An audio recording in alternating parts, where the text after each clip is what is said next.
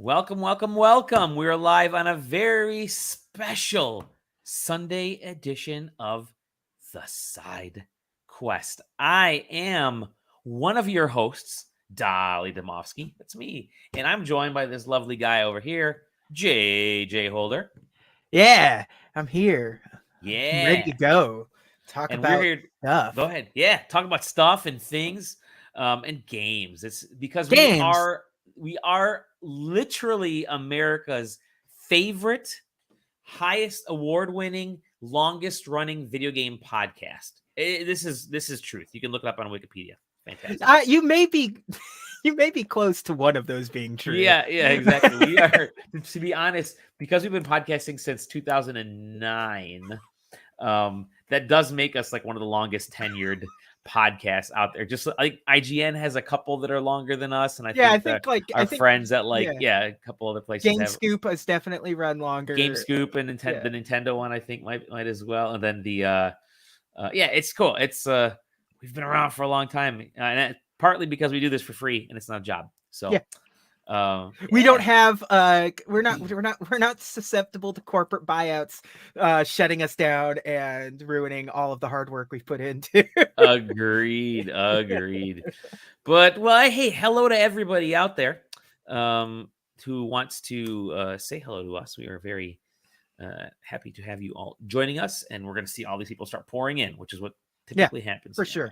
After I send the notification out there. We have not a ton to talk about because there were like two giant ass stories this week, and hey, exaggerate. But we'll focus on one of them, and then we'll get into some of the games that we're playing because the games are pretty awesome. Okay, yeah, maybe might be. So let's talk about the big news of the week because stuff always seems to happen like generally right after we finish recording something. And that's kind of what happened last week, which was as soon as we got done with our podcast, I think like the next day, the news broke of Xbox having a terrible, horrible, no good, very bad day. Thank you to the person who is probably now fired for not putting up the redacted information on the court proceedings. So again, this is all due to the Xbox Bethesda or the Xbox Blizzard Activision merger talk stuff, the legal issues. Yeah, I think a very important thing before we get into all of this is to point out that this stuff is old. Everything that's in this is old. A lot of the stuff that they talk about is no longer relevant for various reasons and different things. Things move on, things change. So there's a good chunk of stuff that's not not relevant anymore. So what it boils down to is a lot of these notations were from 2020 and even before. Because pandemic era. The pandemic, literally, that never happened.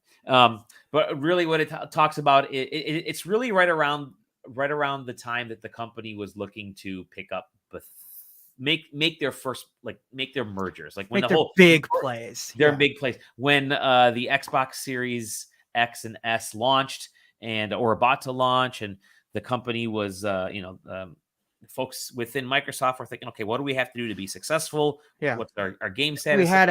They had a bad run with the Xbox One series that kind of started picking up momentum towards the end, especially after the launch of Games Pass. And things weren't looking great pre-orders wise for the Series X and S anyways. So sure. So, this is an Xbox this is a Microsoft trying to push its way to the top of the leaderboards any way they can. Yes. Yeah. So what I find interesting, just again, this was uploaded into the court documents, the official court documents. All this information that was being asked about from Microsoft.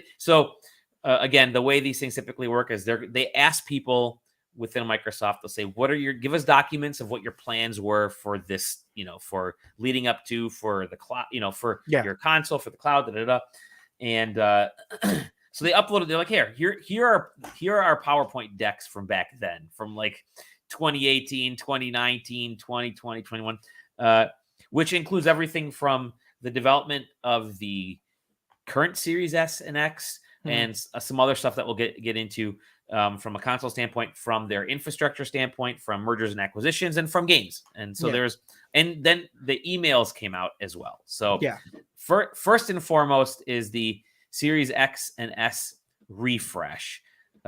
Surprise, consoles get refreshes all the time. These notes came out as a genuine refresh and not a pro version. Yes. So I'll scroll back up here to the Brooklyn, which is a Series X refresh. So they said, hey, we're going to give you the Xbox Series X, but we're now going to make an all digital version. Yeah. And that way we can reduce cost. They're trying to reduce cost. They're trying to say, okay, people aren't using the discs anymore. We've gone to Game Pass. We're going to bump in a 2 terabyte hard drive. We're going to give better Wi-Fi, better Bluetooth, reduce power consumption. All these are tweaks that are not going to make your Xbox gaming experience vastly different, but they're more like very light quality of life and more of like lifestyle. Like, hey, I'm more of a digital gamer. I'll get the Xbox Series X type of thing. Yeah. The image here, and again, preliminary stuff. This was probably some person just quickly rendering. They're like, hey, we need a couple ideas for this. Let's render it out. Yeah. No, I was just gonna say, I think the biggest thing that was different on this was going to end up being the controller anyways, which I'm sure we'll get to. Yep. So that was where things were really going to get interesting. But again, it's the Series X. It's now adorably all digital. Also still selling for that $499. Yeah, I don't know. That's kind of weird. Yeah. So here's a little inside baseball. We at SideQuesting had heard about just through like back channels that they were going to be doing a refreshed Xbox Series X that was going to be all digital, and they were going to be selling it for a price point between the Series S and the current Series X, because if you can get rid of the disk drive, where there's licensing involved in that disk drive. They have to pay money to Sony. They're throwing like pennies at Sony every time they build a disk drive. Because Sony owns the Blu-ray, and I think they also have to pay a different tech company for just the use of laser. So there's a lot of licensing stuff. It's not just buying something off the shelf and putting it in there. So if they can save money there and make it all digital, and look at the Series S. The Series S, what you're seeing here, which this is the improved Series S, but it looks exactly the same, obviously. People are going to digital en masse, right? And it's smart. It's smart to go to digital en masse, to move stuff. I think of anybody to be fully digital, it makes most sense from Microsoft's standpoint, considering that's where all of their resources are going. So it makes the most sense for them to put a Series X, which is their best console. That is an extremely good console, extremely beefy console. And to refresh it to be digital only makes a lot of sense, given how they want to be the Game Pass machine. The Microsoft ecosystem is becoming closer and closer to being sort of a unified force right now. And that's, I think, the real direction they want to go in. They are fully aiming towards a console-less and if you read some of Phil's emails, it very clearly points I think we'll get a little bit. It's might have some of that down there, but again, thank you to Resetera for somebody finding the files and posting it everywhere. You were gonna say something? Go ahead. No, I was just saying. All I was saying was the Series S refresh is nothing. It's just like Bluetooth radios and shit. There's nothing going on there. There's not a lot going on here. Same thing. Bluetooth radio, and then that new controller. I'm going to assume that the Carbon one that's out on the market now is what that one is, because it's also a terabyte. Yes, exactly. So, however, the Carbon one is not this, because the Carbon doesn't have that USB-C in the front. Oh yeah, but that's those little things. That 3 years is a long time for little things to change. But like, and the Series S Elwood, which is what they're calling this version, may not even look like this. The timing for release for this was they would release this in initial timing from like a couple years ago. They would release the Elwood sometime in like August, September, and then this new Series S of 2024 in like October, November, because you're going towards different markets and you want those two different markets to have a little bit of distance between each other. Otherwise, there's confusion and all that kind of stuff. You want to upgrade both the devices and whatever. It's the controller, though. Let's just jump to the controller. The tuxedo. It's a controller. It's wearing pants. Yes. Yeah. This is the goofiest sort of idea to refresh the controller in such a significant way. Like, I like it, but like at the same time, like you've made people put a lot of time and resources into having what's their current controller situation, and like to try and mid console's life sort of push the Elite out the gate, out the door. Like you're no longer the pasture. Like I spent $150 on this Elite controller, and now I don't even have the functionality of what you've replaced the controller with. Like it's kind of weird, but like at the same time, I mean, this is a cool controller. It's a cool controller. So the details of this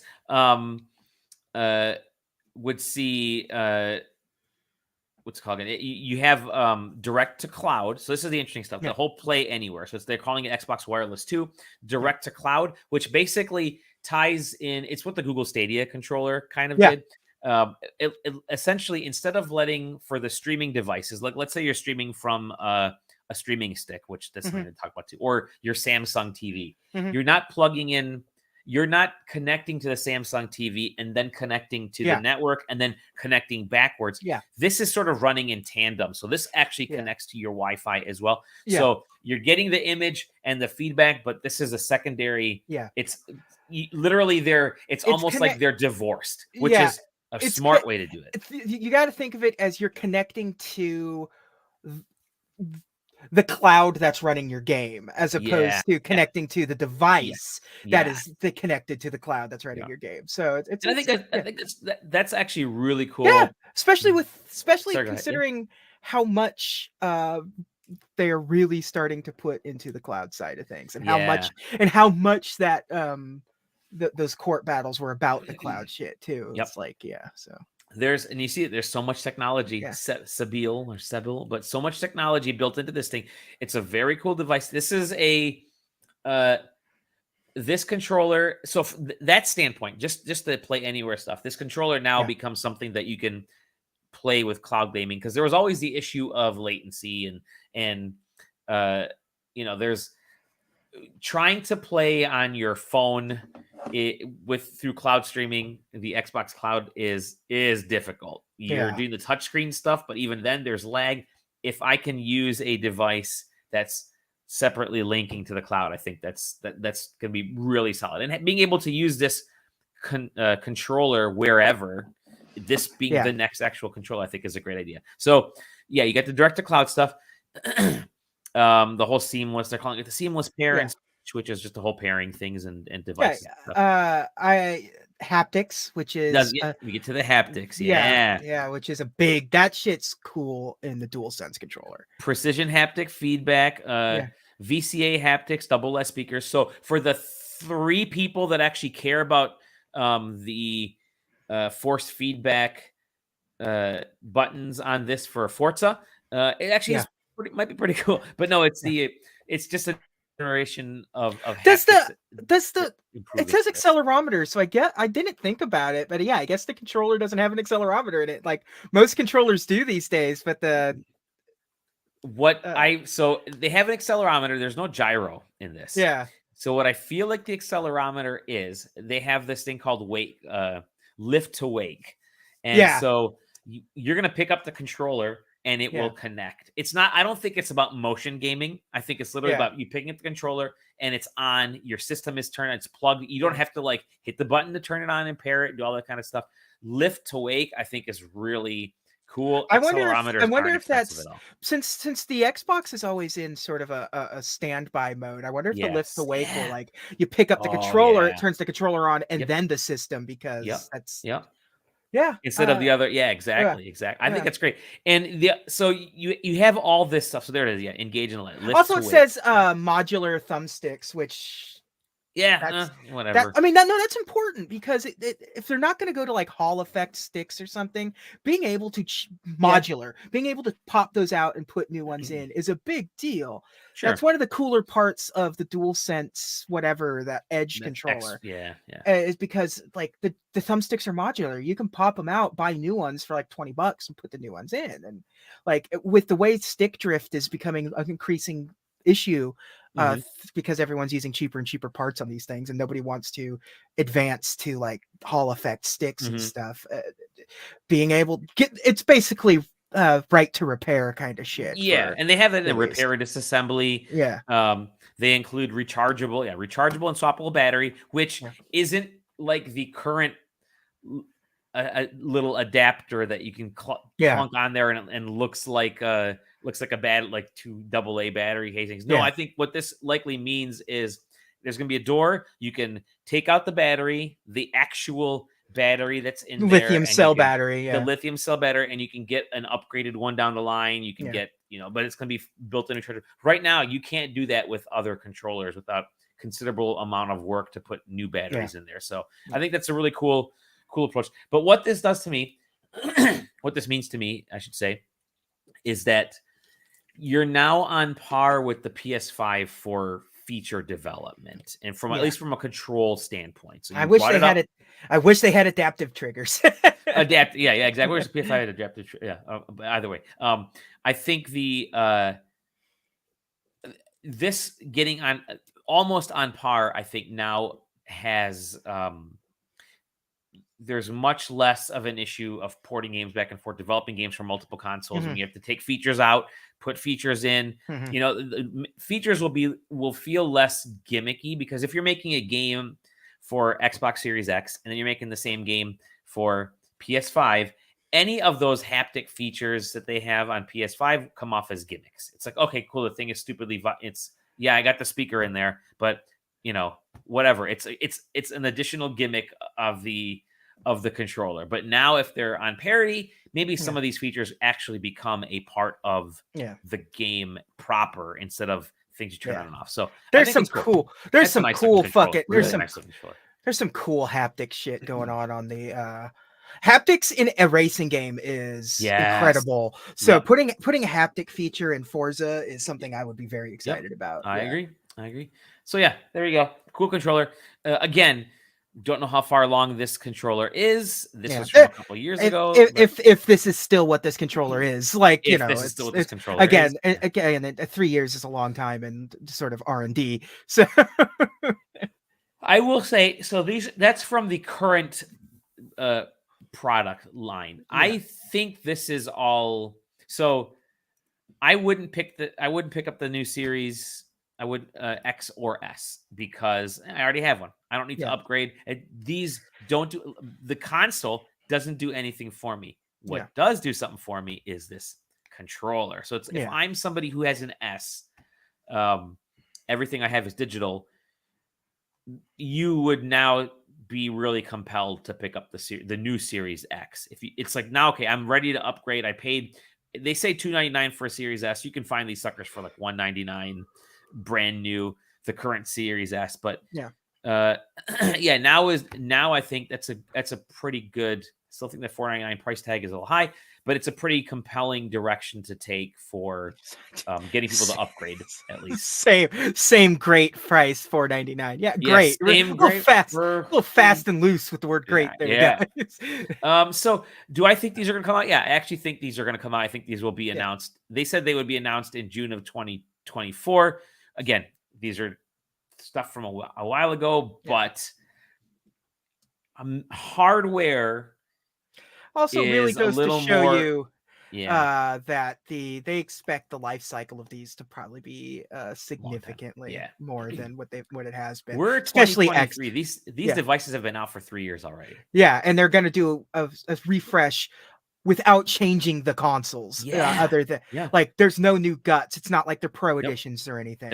These are all the same hardware for the most part. Just with that's just there's the leaks about the PS5 doing the same thing, right? With they're just keeping the same internals, but they're making us again removing the disk drive. In terms of the console world, we're only just now getting to them making really games, going all in on making games like feel like next gen things. Even the saturation point, there really does feel like there is, once you pass that 40 million console sold point, that's kind of what it feels like, because then you've saturated. I think the PS5 has like 40 or 45 or 50. I don't even know. Once you pass that point, that's when it starts to feel like, all right, the old console is now put to pasture. We can focus our games on this, because that now you can get when you look at attach rates, you can get games that sell 5, 6, 7 million copies on these consoles alone. We're finally at that point where first party games are no longer seeing split releases. Spider-Man 2 isn't going to be on the PS4. Starfield wasn't on the fucking Xbox One. So it is if you play it through the cloud. But that leads us to the next actual Xbox, which they're saying the next gen is 2028, so calendar year 2028. So I love like full convergence. I love this industry speak bullshit that makes no sense. It just sounds cool, but it doesn't mean anything. It does. Full convergence is the stupidest way of putting that. But really what it is you look at what they're saying, it's like standalone hardware and software, just the device, the original Xbox. Then they went to they started understanding development side, getting developers more involved, working OS and SDK. So it's looking at now everything was really starting to converge during the Xbox One era, Series X and S, which really started looking at the cloud, right? So that's how do we get the cloud on the hardware. It's still just kind of streaming cloud stuff, but everything else is now unified. So now their next gen is the cloud is a part of the process. All 4 of these previous things are now part of the 2028 roadmap of Xbox. So what is full convergence? But basically, to me, that means you have an always online, always connected game console, and that would lead to things like your character. The stuff that you're doing that you impact immediately is on your console. Everything everything in the cloud is a lot of background stuff. So let's say that's how the NPCs are getting ready to sell stuff in their shop, right? You're walking around right now in your immediate area. The NPC and the updated prices that the NPC is doing and how the NPC is rendered and all that kind of stuff is being handled in the cloud. Also with some of the documentation with multiplayer, all that kind of stuff can now take place in the cloud, that info, so that it lets more things happen on the device, which I think is actually really cool. It's a cool concept. It's not anything new. It's stuff that we have been doing with those of us who live on our computers for work.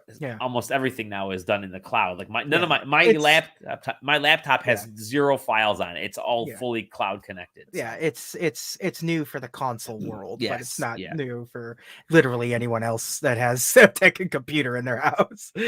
So I think it's really cool. I also think that's when we're going to see Kojima's game. Maybe that's when the launch game will be for for the next Xbox. We don't know anything else about it. We don't know how powerful it'll be. It's 2028. I mean, it's not. It's 4.5 years away by even less. Okay, maybe 4. It's wild. It's 4. I mean, it's gonna be. If you think 4.5 years, it's like, that 2028 seems like a long time. It's like it's almost 2024. We're halfway through this cycle. Already, which again, it really only now feels like it's kicking off. Like we're really finally. And again, this is. I don't want to. I also don't want to this is also them not really realizing the effect that COVID was going to have on the industry as a whole. Because it's all kind of pre-COVID and all. Beginning of. So I feel like COVID helped slow everything down in a positive way, in a weird way. But Yeah. we're not trying to blast through Yep. console generations to get through the next thing, blast through getting shit out and like updates and stuff. It's nice. That's It's good. seeing Slowing down 2028. helps. Yeah. Yeah. Seeing 2028 as like the target. Even in 2020 before shit got weird, they were still thinking 2028. So Yeah. that's nice. That's nice. Yeah. So yeah, that's it. We don't know anything about the next Xbox. Yeah. What we do know is that There's some weird shit on this thing, man. Yeah, the title release schedule. So again, this took place. This was from 2019, 2020. Yeah. Who knows? But this is right around when they were picking up. What year did they pick up Bethesda? Was it 21? I don't even remember. Well, based on based on to this 2020 thing and most of that shit being Bethesda stuff, I'm gonna say that was in the works at least in 2020 because everything's Bethesda for these first couple of years. So this may be exactly. So a bunch of Bethesda games leaked. Like that was a part of the reason they wanted to input Bethesda stuff in there is to say, when we purchased Bethesda, they had all these products they were already working on. Because Activision Blizzard has all these products they're already working on. This is how it's affected things. It has Deathloop on here. Yes. Which, up until them buying Bethesda, was a PlayStation 5 game. Yep. So, like, at this point, they knew they were getting Bethesda. And the same with Ghostwire Tokyo. Ghostwire Tokyo was a PlayStation 5 game, right? Yeah. And the interesting thing is you look at, they have all these mobile games, free to play and mobile, which none of these Fallout Shelter Online. I don't know. Is that the same thing as just Fallout Shelter? I think so. I don't know. I might have to look up because I thought Fallout Shelter came out way before that. Yeah. But... So again, Bethesda was looking to do obviously Doom Eternal and DLC. They had more DLC in fiscal year 21. I think that was the second half of the DLC, right? Came out in fiscal year 21. Fallout 76, which is Fallout Worlds at that point, came out then. Project Hibiki, Fallout Shelter came out in 2015. So I have no idea what Fallout Shelter Online is. No idea. And whatever it was, it never came out. Yeah. They had Starfield coming out in fiscal year 21. Oh, well, who knows when that ends, right? Fiscal year 21 may for them. It definitely goes into early 2022, which they still didn't meet, but you know. Yep. Hibiki, which is Hi-Fi Rush. Yeah. And then we get into things which are. This also points out, because remember everyone was saying how cool it was that Hi-Fi Rush could just like drop on without any advertising. It's like, and realizing that it was still it was being developed in 2021 and it didn't come out. That's fun. I feel like Ghostwire Tokyo, Fallout 76, Hi-Fi Rush, the Doom Eternal stuff, Elder Scrolls Online. I feel like those were far enough along where Microsoft didn't have to dabble in them. But after the purchase, Starfield and Redfall, they may have been far enough along, but at the same time, they're like, guys, we need to make some adjustments. Yeah, because again, you go to those emails and you realize that like Redfall was very important to them for a minute, for a hot minute. 2022, that poor Indiana Jones game has had like half a trailer and then nothing. Oblivion but they are looking at Oblivion remaster, which that was rumored. It's been rumored for a while, and I think it's been rumored because people want it. It was like one of those let's will this into existence if we talk about it enough. But I definitely can see that. That's to me, that is probably ready. That's probably going to be done here at the end of next. Maybe this is what the Bethesda announces. I think this could be something that they announce at E3 or whatever the Xbox showcase is, and say, "Hey, we got a brand new Oblivion game coming," or "Hey, a Game Awards type of announcement." I was gonna say that I have a feeling that there's not going to be a whole shit ton to Oblivion remaster. Yeah. It's not a remake. Yeah. It's not anything. It's just going to be a pretty version of Oblivion. It's remaster. I don't think right. I don't think that's E3 material. Maybe Game Awards material. Definitely. Yep.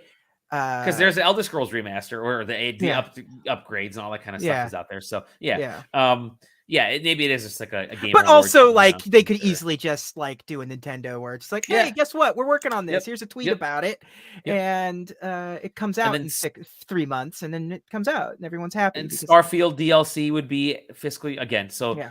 they're Have they talked about Starfield DLC? Like, no, but yeah, what I think that this points out is that yeah, DLC was at some point a yeah, part of the direction for Starfield. They're like, hey, yeah. we're going to do some DLC for this thing, I'm and assuming it which still is is, but yeah, like, it might still be. We don't know, but yeah, yeah. So fiscal year 2022, which again would have ended at some point in yeah. 2023. We Usually, think usually the spring. Indiana Jones game was going to be the big one then. But I want to see shit about that game. I don't know if like what I don't know. Like it. yeah, I we don't don't know know anything. where it's. Yeah. We don't know anything. But then you start seeing things that are way out there. Yeah. Obviously, Elder Scrolls 6 in end of fiscal year 2024. That game's not Yeah. coming out till 2026, 2027 at the Yeah. earliest. I No. wouldn't be surprised if that doesn't launch with Next gen. yeah, next gen. It might be It's gonna be their yeah. Breath of the Wild. I agreed. I feel like I mean they have a Fallout 3 remaster again, another game they could very easily I don't want to say throw out there, but something that people do want. Do people want Fallout 3 remaster? They I feel do. like They want New Vegas yeah, I would remaster, say but we're at or a that we're at sequel. that But point. We're at that point Fallout where 3 is highly revered. I think it's up. I But think it's more. I don't think it's revered is probably the right word because I liked it. It's my first Fallout. Yeah. people have turned on that game significantly in recent years. It's just So it's the ship will write itself. yeah. Trust me. Have you But have you played? When's the Doom. last time you Yeah. played Fallout 3? It doesn't play Right. well at all. Doom prequel looks like Doom's Year Zero. You got Yeah, Elder Scrolls Online expansions. I'll Ghostwire see. Tokyo sequel. Dishonored 3. That sounds pretty cool. Another licensed IP game, probably something that they were trying to capture from whoever. So those basically everything from fiscal year 23 and 24, they were being very I don't think we're getting a Ghostwire sequel. I don't think we're getting a couple of these things, to be honest. Even that licensed IP game might be in the again. Do we know what the other two, like Kestrel and Platinum were? No, we don't know. But again, I think these were all things that Microsoft may have looked at and said, we're not gonna do this, we're not gonna do this, we'll do this, we're not gonna do this. Like when they came in and said we gotta realign these teams on the projects that you're working on now and get them to focus on Starfield or whatever. So either way, all of these have shifted times. It was easy to say, well, we'll put out an Oblivion remaster when you had Starfield, Redfall, Ghostwire, and stuff coming out the previous year. When all that shit started slipping because of various reasons, mostly world reasons, that Oblivion remaster was probably like, we don't really care that much about it right now. So I do think we'll probably get remasters of Oblivion. I wouldn't be surprised if they fast tracked the Fallout 3 remaster and Oblivion remaster to come out this coming year, 2024, because it's one of those things where they're like, we need content, guys. We need to pad the release calendar. We need to pad this calendar. So again, we don't know how many of these are actually still in development. None of them might be. They were at one point because this was a sheet that they gave to Microsoft at the initial proceedings when they were getting the buyout, and so they're like, hey, these are things that we're working on in some levels or planning in some levels. So I don't even know what a Doom prequel is. Like, who knows? I don't see any Quake on that list. See, there we go. No Quake 2. Quake remaster. The last one was the offhanded comment about Nintendo. That people were running with it, saying that discourse was dumb. So I think I always make the joke whenever somebody says like, Marvel has like, are looking at certain like comic book characters for movies and stuff. It's the same thing. Like, as a business, as Microsoft in this case, of course you would want to buy Nintendo. Who wouldn't? I would want to buy them. Who wouldn't want to buy Nintendo? He's not saying we are going to actively pursue Nintendo. He is saying, yes, we would love having Nintendo being in our pocket would be I could retire after that. Like it's like I think some of the if you read that email chain, it's interesting because it's not like him saying we're definitely going after it. No, it was some dude saying, essentially saying, hey, we're looking at all these mergers and acquisitions. And remember, there was a whole big giant list that leaked, and they said, we're looking at all these mergers and acquisitions. I mean, what would make waves? I mean, like, would like a Nintendo make waves? And it's literally that type of question. And Phil's like, well, I mean, Nintendo would definitely make waves, but we ain't gonna do it. It's nice and then the way he brushes him off at the end, which is like, if you read that email, he's basically saying, hey, thank you for. I think your ideas are very cool, and it's great that that you're thinking about these kinds of things. But it was one of those get out of here, kid. You don't know what you're talking about type of responses. So they were never going to buy Nintendo. Nintendo probably laughed at when they read that. Nintendo probably laughed again because that was the infamous the last time Microsoft talked about purchasing Nintendo back with the Xbox stuff, the original Xbox. But anyways, that was that one. None of this is good. Phil came out with actually a very cool response, a very Zach said wholesome, and I do agree. It was basically him saying, listen, there stuff got out that shouldn't have gotten out. I know a lot of you folks are working on some of these projects or working on projects that this leaked information might affect. Thankfully, as we all know, a lot has changed over the last few years.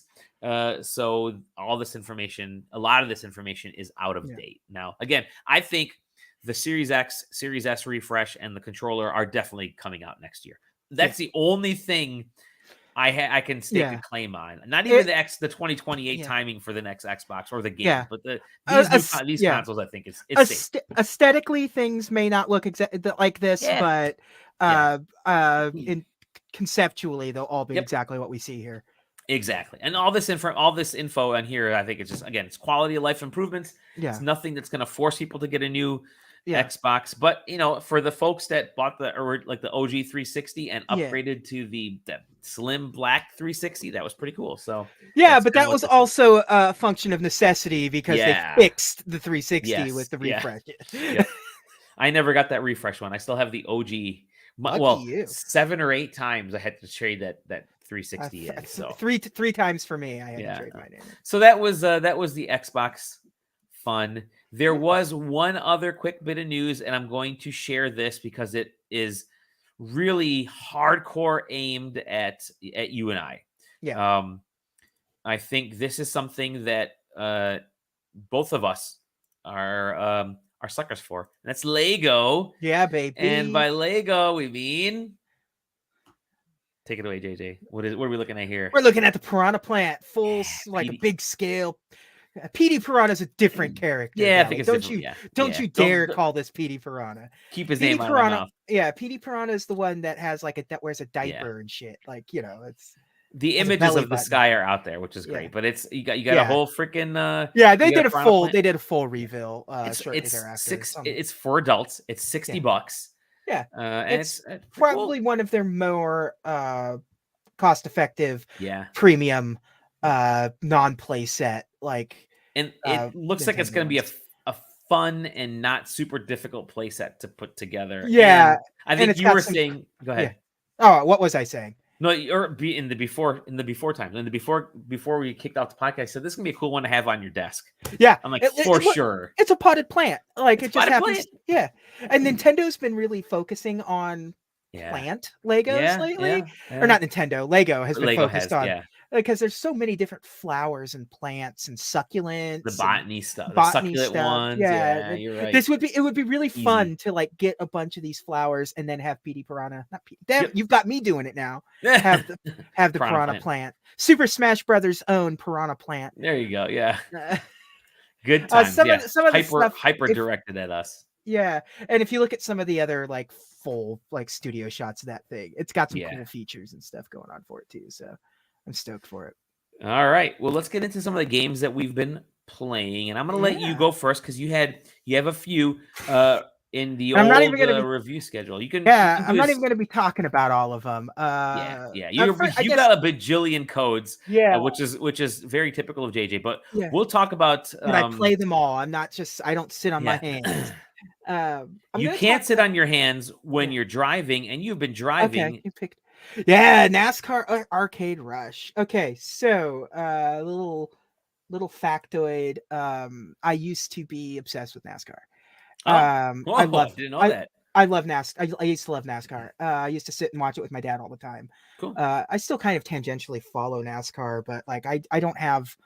I could be doing so much more than sitting and watching 4 to 5 hours of this every Sunday. Like at least with football, it's like you get a couple hours at the worst possible game. NASCAR is just so long, and the season is so long. Yeah. It like ends in like I forget, like it ends in September and starts in February. It's Something like that. Yeah. like it's insane. So yeah, I like NASCAR. When the new NASCAR games come out, I pick them up, I play them, I like them. I they're not great. They're some of the weaker like sim racers out there. So when you said we could get a code for NASCAR Arcade Rush, I was like, you know what? Yeah, I want to play NASCAR Arcade Rush. Do it. I like Cruisin' Blast, which is another game that Game Mill Yeah. published. And they published the I think they published the Hot Wheels game, the Hot Wheels Unleashed. Yeah, maybe, yeah. Yeah, so Game Mill has published, but here's the thing about Game.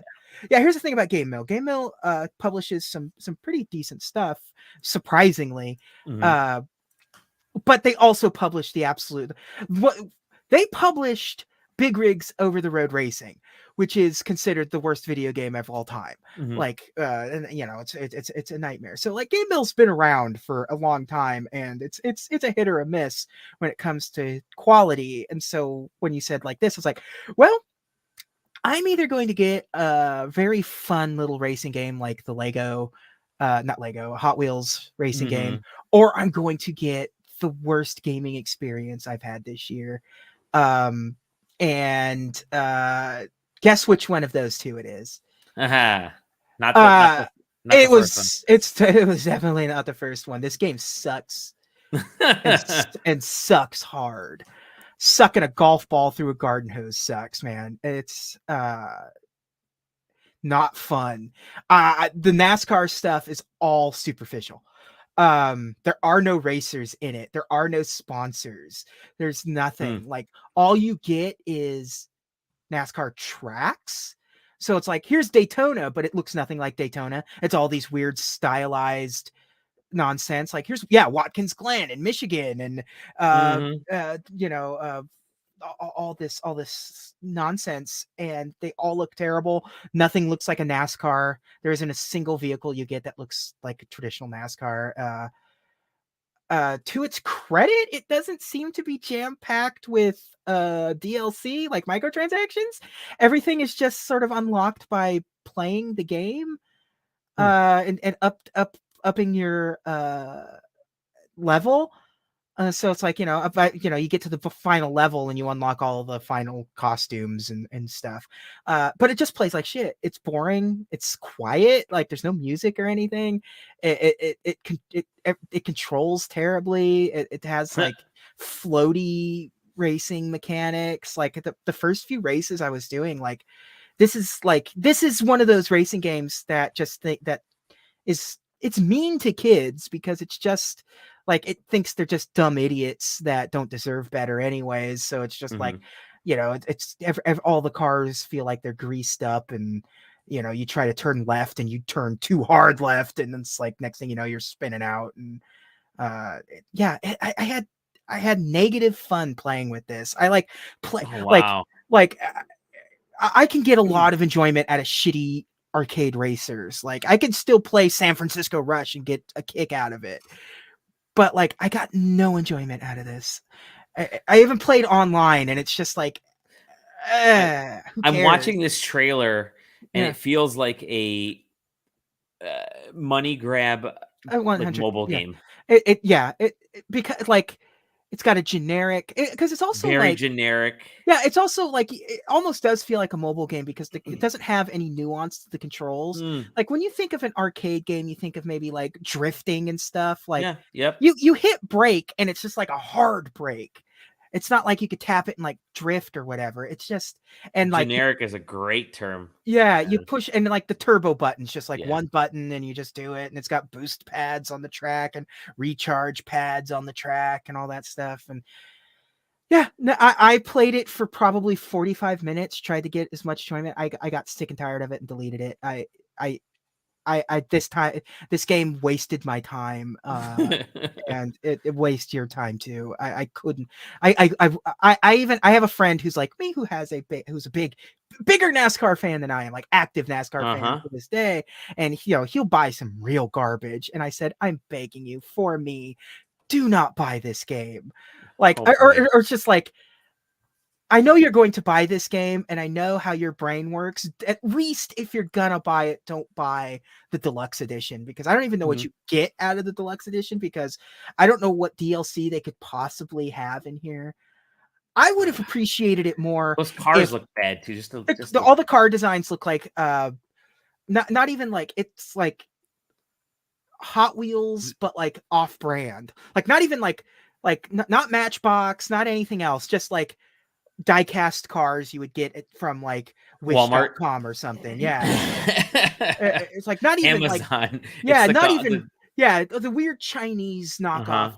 Like they all look like, it's generic enough to where they look vaguely enough like Hot Wheels cars, but they aren't. Sure. So no, I hated this game so much. I think another one. I think also, like, put some racers in it. Like, there's not even any actual racers. There's no. It's you create a character, a faceless character, so all you get is jumpsuit, helmet. Those are your customization options, and it's not like, and you can change the colors of them, but there are no racers, like no license. Like, let me be Jeff Gordon. I don't care. Let me paint my car up to look like an actual NASCAR driver's NASCAR or something. But none of that's in here. The only thing that's NASCAR in this is the fact that you wear a NASCAR jumpsuit, kind of, except by the time you unlock more stuff, now all of a sudden you look like a knight or something. And the tracks are all official, like named. They're like, they didn't like try to, it's like California. It's like, oh no, it's actually Fontana or whatever. It's so that's the only NASCAR thing that's in this. It's bad. Anyways, you're moving on, so I'll move on. Yeah. What are we talking about? Yeah, maybe we'll move on. Otherwise, we're hitting the brakes on that. Yeah, hit the brakes on NASCAR for good. Your next game, is I am a huge fan of this series, the Bit Trip games. When I found out there was another one, I thought Bit Trip Runner 3 was really good. Runner 2 is still my favorite in the series. Runner 2 is really fucking good. It's so fucking good. My favorite thing about Runner 3 has Charles Martinet as the narrator, which is really good. Yeah. Runner 3 almost tries to be a little too much, and you could have scaled it back. So where do you go after Runner 3? Well, you give everybody a runner maker, and that's what Bit Trip Rerunner essentially is. Bit Trip Rerunner is like really fucking good, man. It's okay. So like the core game is just a new version of the original game, sort of remastered, remixed a little bit. Nice. With new visual style. I really, really like it. It plays exactly. There's no disconnect. It plays and feels exactly like the original Bit Trip. It has a dance button still and all that stuff, and everything feels good. A cool thing also is that they also have like unlockable original Bit Trip Runner. So it's the original levels done up in this new style. So it's just like a 1-to-1 recreation of Bit Trip Runner original. Like that you unlock it. You can unlock other remakes and like soundtracks. Like you can have like different sound fonts and stuff. And the coolest part is the fucking Mario Maker shit that's in here. Bit Trip, like you can make Bit Trip levels and upload them and play them. In a second here. Runner Maker. Yeah, and so it works really well. Like this is a brilliant franchise because it's not really asking a lot from you. It is right to left with obstacles and or left to right. Yeah, left to right with obstacles. density layer of high, medium, and low. If you have to jump up or slide or walk through, that's cool. Yeah, and you just play. You know, it's you placing the booby traps where they need to go. You choosing the design.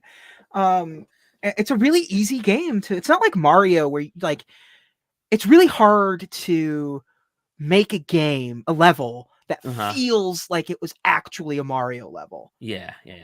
This is actually really easy to make a level that feels like it's a rhythm. It's a rhythm game. It's a rhythm game. Yeah.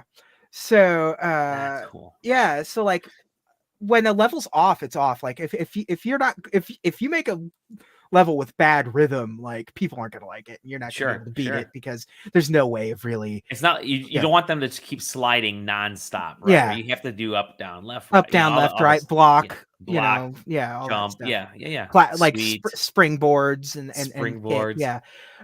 So yeah, boy, cool. This is exactly what I didn't expect this to be as like just enjoyable as it is. I love the Bit Trip games.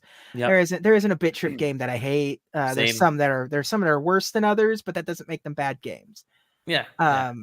Like all cake is good. Just some cake is phenomenal. Yeah, and Bit Trip Runner was always like the Bit Trip game. Yeah. So yeah, this game, cool. This rules. I will be playing this a lot. And they even put the Steam Deck logo on. Oh, I love it. That's cool. Because it is 100%. You put some headphones plugged into to your Steam Deck, and you just kind of curl up in bed and just go to town on some Bit Trip, man. It's great. And I like the aesthetic. The aesthetic, like that. I didn't like the aesthetic of Bit Trip 3. Where it goes back to Bit Trip 2 a little bit, right? Yeah, it went too rounded. It tried to make it a platformer and make it feel 3D. Like they didn't really. This has depth to it. Like Runner has like edges to him, and you could tell that he's 3-dimensional, but he's still blocky, and stuff. So yeah, I like the aesthetic look of this new Bit Trip thing. And it's cool because like this is a good, I'm assuming, send off to Bit Trip by doing like we're remaking the first one and we're doing a creator thing on it. So like don't expect any more Bit Trip for a significant amount of time.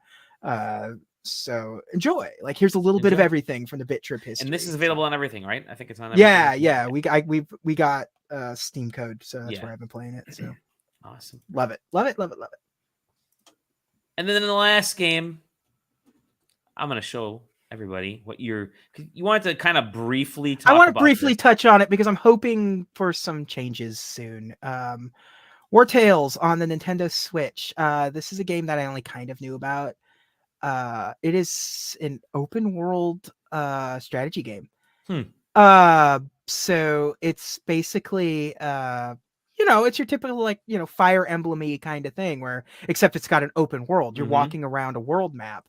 Like Diablo style isometric walking around, and you go up to enemies and it activates a very Fire Emblem / all that style game, strategy game, and it's overwhelmingly positive review on Steam.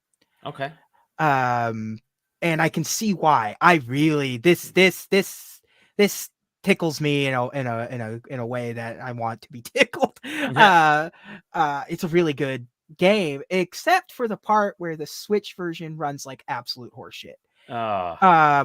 I got initiated into a battle, and it took 20 seconds for it to load the battle. I'm sitting at a black screen for like 20 seconds until the battle. The frame rate at times goes well below 20. Like I've had it crash on me outright. This is just a poorly optimized game, and I feel like it's and that's becoming a especially late era Switch issue here with ports. They're becoming more and more poorly optimized. We've seen all the Mortal Kombat 1 stuff, except the Mortal Kombat 1 stuff. See, here's some of the combat, man. It's dude. It's good. So I want it to play good. So you get on sort of a board, right? You got that board like it just showed there. No, that's just because it's open world, so that's just the map. You're wandering Oh, around no a shit. giant map, and when you initiate a battle, it goes into like a Fire Emblem style thing. It's open world. Let's say, and then really you cool. kind of walk over. Yeah, it gives you the amount of space that you can go. So it's Yeah. Fire Emblem. And Everything you Fire Emblem is always. and you put together your like when you start your game, you put together your what 4 classes do you want in your crew? Oh, that's cool. And you get to pick your horse and shit, and start your adventure together. And so yeah, I'm trying to see like some of the stuff, like, you know, and it's this kind of medieval setting. So yeah, I really, really, really want to play this game, but it being on the Switch makes it very, very hard to do. So let this trailer run through a couple more times while I have some more things to say about it. Like this, I don't know what the problem is exactly with this. Is it a memory leak or something? But I'm hoping that some updates push out to fix it. But I don't know, man. I don't know what the problem is these days with. I have a feeling that they needed to get this game out by the Nintendo Direct, and it wasn't done yet. Probably because it's also because it's a Switch console exclusive for several months. Okay. So if they get it out now, that 3 or 6 months or whatever starts now when the Direct happens. So by the time the PlayStation 5 and Xbox One versions come out, this version's done. We're gonna update it between now and then, but it's out now, so the clock's ticking, and we can work on it while we do this. And I feel like that's. I'm just talking out my ass, but it kind of has that feeling though. But yeah, I love the idea of this. This is the open world map. Yeah. And then you go into these combat scenarios that are just very much like point your characters where they go. You can heal and backstab and archery and stuff. So I like that. I like that a lot. That's cool. It makes me like I want to buy it on Steam now. But like I'm gonna wait. I hope the Switch version gets updated to fix it. But if not, I'm giving it a couple of months. I'm gonna circle back around in a couple of months for the podcast purposes to see if it's gotten any better.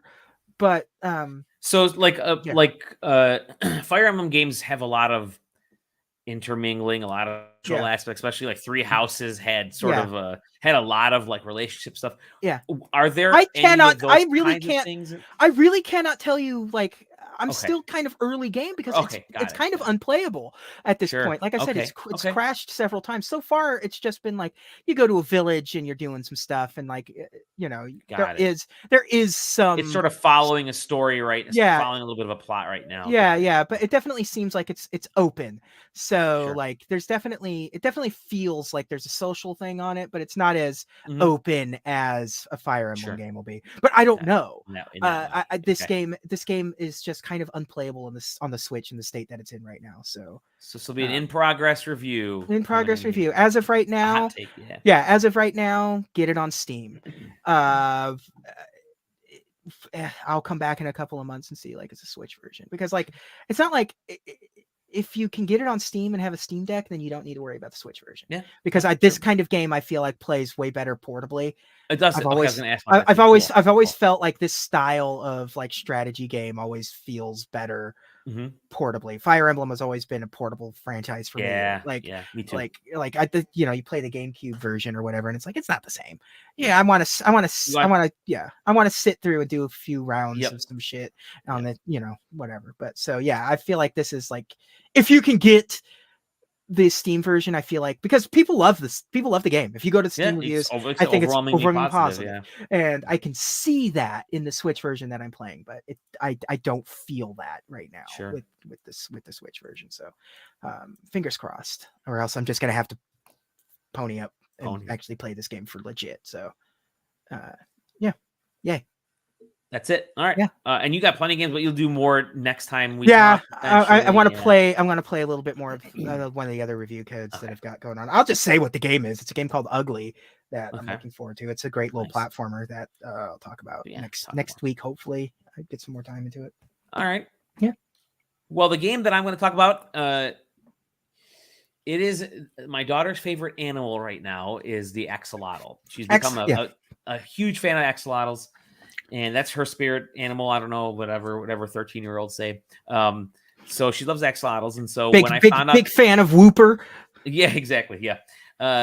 So when I found out there was a game called AK-xolotl, like an AK gun, yeah, xolotl or halotl, however, I don't know. I'm like, let me get into this, because once your family gets into something, you're kind of by osmosis picking up on some of this stuff too. So, AK-xolotl has arrived, and it is by Two Awesome Games is the name of the developer. That's a good name. It's a really good name. The number 2, and it is a extremely adorable roguelite twin stick bullet hell shooter. Okay. You are hitting a lot of the points that I enjoy. I enjoy quite a bit, I should say. Perfect, absolutely perfect for portable. I'm playing it on Steam Deck. And it is magnificent on the Steam Deck. I gotta say, it functions perfectly. Anyway, so really cute, sort of the 16, 32, 24-bit aesthetics. You play as an axolotl whose entire family has been stolen, and you have to go rescue the babies. All your babies are gone. So how do you rescue the babies? Well, you go through these runs. So you're going to animals from like pigeons and squirrels and gators and all that kind of stuff. They all have different attacks. And what's interesting about the game is that it's a roguelite, but because there is definitely an ending to this, like there is a boss that you're going after, and it doesn't take a long time to get to it, which is actually very good. It doesn't take forever to get to it, which in some roguelites it's like you're playing it for 100 hours just to build up your character. It's not so in Axolotl. The fun part of Axolotl comes from collecting the little your babies, and obviously with the weapons, all that kind of stuff, you can get the weapons. You can change into the babies, I guess, and go into, and the ones you collect, you can become them. I'm gonna hit the replay button on this. Let it get going again. So it is. I'm gonna say right now. There are some really interesting and fun aspects to this, like minigame wise. After you collect a baby, egg, whatever, and then let's say you die, you lose all your stuff, whatever. You start the game again in the hub world, and in the hub you find the playpen where the baby is, and you can go and you play with the baby. If you don't play with the baby, you have to nurture them. Otherwise, they won't grow. They'll be unhappy. And also, there's a virtual pet side. There's like a virtual pet side to this, which is really man. cool. And then you just keep going till you rescue more of them. And like I fell in love with all these little critters, all these little axolotl babies that I was finding. And you start to like, they're really cutely designed too. Like some of them wear hats, some of them have completely different looks, big eyeballs, and it's just great. They're wonderful. The cow spotted one. You can get different weapons and all that kind of stuff. Like you can get a new weapon on every one of these stages that you go in. So the way the game is set up is that you have single rooms. I'm going to pause it right now so I can talk through it. You have it's sort of a single room roguelite. So you go into one room, defeat all the enemies, get the loot, which is usually a weapon. Every room has a weapon, but you can also get gold or these kind of triangle pyramid gold things or other bonuses, other items. And then you go into the next room, and so you kind of open up the path, which is like 1 or 2 or 3 other rooms you can go in. Some of the other rooms, like the little icon comes up, it could be either a shop, it could be someplace where you can get more gold, it could be facing off against more enemies or getting special weapons or right. It's nice that it gives you that kind of choice, and it's all randomized, right? Because it's the whole roguelike thing. But so I like that aspect. It's like, okay, some of the runs that I go on, I will focus on collecting gold so that I can improve certain aspects of my character and all that kind of stuff, right? That I want to improve on. So that part's fine, but a lot of these rooms are exactly the same, and it really feels like the roguelite aspect of this is more about how it links to the other rooms rather than the room itself. And so you get a lot of I don't want to say repetition, but you start to you'll get into a room and be like, okay, this room again. All right, let me plow through the room that has the 2 little mini lakes and little ponds in there, and I already know which way I got to go to, make it easier for me to survive or what. So A lot of the rooms, all the rooms are exactly the same. So you start to it's really kind of like a beginner's like enter the Gungeon or Binding of Isaac. Yeah. So that part is really the only aspect that sort of annoyed me about the game, is that there is so much of that repetition. I do have one question though. Yeah. The trailer isn't particularly good at showing the scale. Is the camera zoomed in that tight? No, okay. It's because like whenever they show the action in this, the camera is just so zoomed in on the room that I just the this rooms, doesn't look good right here. This is very zoomed in. This is very because it just doesn't look good there. And I think they're zooming it in right now so that you can actually see the characters, but it's even on the Steam Deck, you're zoomed out enough to see much more of the room layout, which is what you want, because you're gonna have, you got the little mice here, but you might have you get a gator up here with a different weapon, or is it like Isaac and Gungeon, where you enter it and you get to see the entire room in like no frame? Some of there's like a couple different size rooms, so some of the rooms are literally just one screen, and some are like 4, 5, or 6.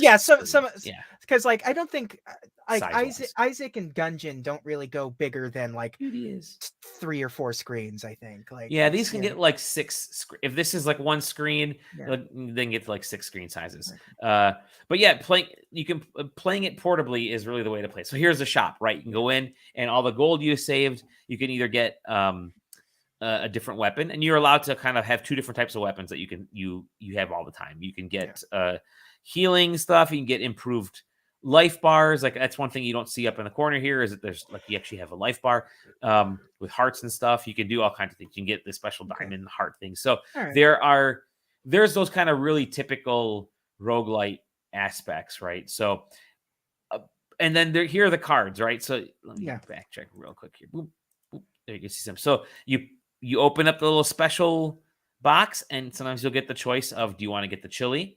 Do you want to get the earthworm? Do you want to get the whatever? And like the chili, I've used the chili a few times. You have the joke about axolotls is that they're like fire salamanders, basically. Right? That they breathe fire. I like this one because you really are just kind of, there's like a path of fire around you, which is that's trailing behind you or in front of you. It's really cool. And that's the one that I've used the most out of like some of these specials.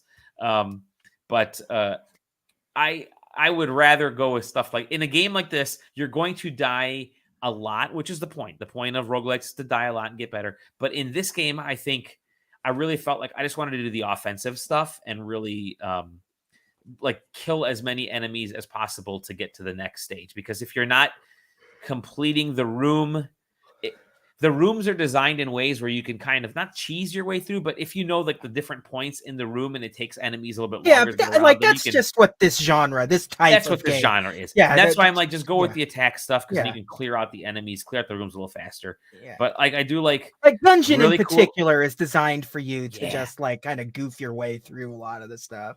Really cool enemy design for some of these bosses. I like that there was like that snake that was shown earlier. Here is the fun part. This is 3 different so you'll handle each one of your axolotls. Here's like the little pig cow axolotl thing here. You gotta rub their bellies sometimes you gotta feed them, sometimes you just gotta tickle them, you gotta do other things. It's pretty cool. It's like a little mini WarioWare style game with these things, so I appreciate it. It's a super cute, super fun little game about an axolotl with an AK. And it really, that's all you need to know about it. It's a great little time waster. It's not asking you to be smart. It's not even asking you like to think like you would in other roguelites where you have to like, okay, I have to really plan my direction. I have to get this. No, it's like, just go and have fun and shoot things. And by the way, you're a cute little salamander looking dude. Yeah, no, I want to play this. And it's also cool because your hub, it showed the enhanced there. Yeah. Your hub world can grow depending on some of the things that you unlock, which is then all of a sudden things, and you get these little characters, their little glasses there. Then things really start to, once you start unlocking some of these little spaces in your hub world, you get understanding for what the game actually is, and then your speed and your momentum in the game really increases because you're like, okay, I know what to beeline to do in this game. Instead of just trying to collect loot or just trying to defeat enemies, I know what my path is. I know what to aim for. And I think it does a great job of that. So yeah, I can highly recommend AK-xolotl or AK-xolotl because it's just very easy to play. It's very fun little weapons. It reminds me of a lot of the great indie games that I've fallen in love with over the last few years, and cool, very accessible game. So yeah, AK-xolotl. Check it out. And you got a pig cow axolotl with a gun that can have a wave of electricity floating around him, which is cool. Great weapon design, really cool. There's a snake, and it winked. Yeah, just like I would to everybody else, because you got to play the game. Yeah. Thank you to the publishers for sending that over. That's it. That's what we got. Yeah. We're gonna wrap it up. Just over an hour. Yeah. Good time. How about to wrap it up? I open. You're gonna unwrap something. Pokemon. Oh, a trick or trade. Trick or trade. I just got a big box of the Halloween cards that just came out. So you get a bunch of these. You get 3 cards per pack. Guaranteed a foil. They're all Halloween themed. The pack, by the way, you can get them if you're. You can get them for $20. It's $25 for the whole thing. Okay. They're designed to be given out as trick or treat things. Or when you're a 40-year-old man, you buy them because you want a foil Gengar card or Mimikyu. So I've opened it. We've got Litwick. Let's see if we can get. I like Litwick. That's cute. Cute little guy. We got Driftblim. The Driftblim. The evolution of Drifloon. Yeah. And the foil is Trevenant. The evil my tree. My camera does not want to focus in. There you go. Oh, there you go. Yeah. Hide your face. Yeah. So the evil tree they're mostly just re-releases of cards, but you can see it's got the little Halloween Pikachu on there. You get 3 in there. Are these worth money, or are they ever worth money? I think it's one of those things where there is a pull rate with these. There is I've opened a few of these packs, and Trevenant is definitely the most common because I've gotten a shit ton of him. Yeah, nice. Of the foils, the commons are just like reprints. Everything in here is kind of a reprint in a way. Just like I think we're gonna give these away at Christmas at Halloween. Yeah, I think that'll be good. So it's a fun one. There's a lot of kids in our neighborhood. Yeah, and I just it's Halloween. It's better than candy. Yeah, it's Halloween, so there's going to be a Gengar in it. That's what I'm going for, and I want the Mimikyu that's in here too. Nice. And there's a Pikachu. I've gotten a couple of the Pikachus too, which is funny. Just like that spooky Pokemon Pikachu. Yeah. So yeah, good stuff. They're cute. Good stuff. That's a little teaser for the new thing that I'm doing on the website. Collection Quest. I'm gonna start posting mine on there too. I'm gonna do an opening of the box as well. Yeah, I've got it. I figured out a way to make a sort of top-down opening, and it works really well. So I'm enjoying it. I like doing it. I'm gonna be opening these cards anyways. Might as well make some content out of it. There you go. Content. Hashtag content. Well, JJ. Content. Thank you so much for joining me on this wonderful Sunday night. Yeah, it's always a pleasure to chat. Got through some of our games, got through some fun news, and we're gonna try to record again this week because I'm off to Japan next week, so we might do another recording on Thursday night. Yeah, we'll see. I could not tell you right now if I'll be there Thursday night or not, but I always try. If worst comes to worst, it'll at least be just me going over whatever the gaming news is of the week, doing a shorty. But with that said, you can find us at sidequesting.com in the Discord, which is our favorite place. Lots of new people in all the time, which is great. And we're always talking about cool movies and games and all the stuff we're doing and memes. And then obviously SideQuesting TV over at YouTube and Twitch. And with that, we'll see you on the next episode of the SideQuest. Bye-bye. Bye.